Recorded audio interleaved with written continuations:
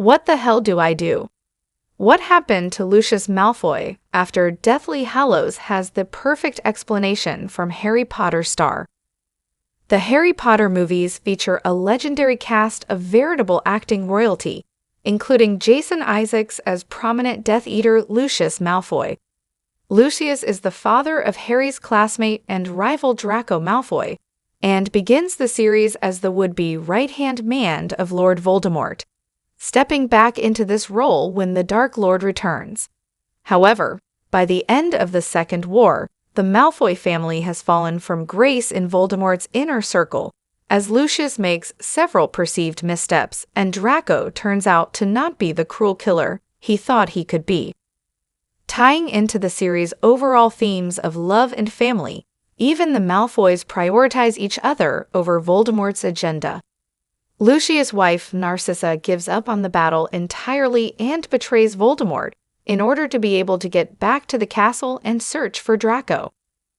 Narcissa lying to Voldemort certainly would have been the final straw for the Malfoy family, and their lives were probably saved by Voldemort dying almost immediately after this.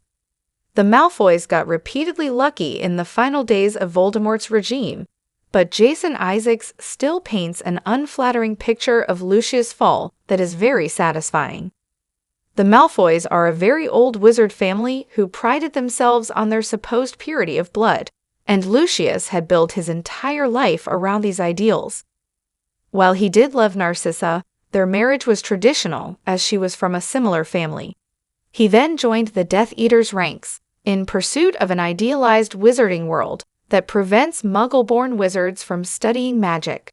However, Lucius learns in the aftermath of Harry Potter and the Order of the Phoenix that Voldemort can be just as dangerous to him at the drop of a hat. Lucius spends some time in Azkaban after the 5th installment.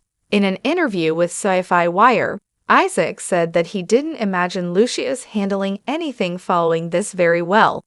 I was pretty sure of what had happened to him. I don't know if anybody else needs to agree because that's the fun of it, isn't it? I think he was broken in Azkaban completely, and he was broken even by having to go there because the dream that he had held out for a long time of being Voldemort's right-hand man and being celebrated as having kept the flame alive.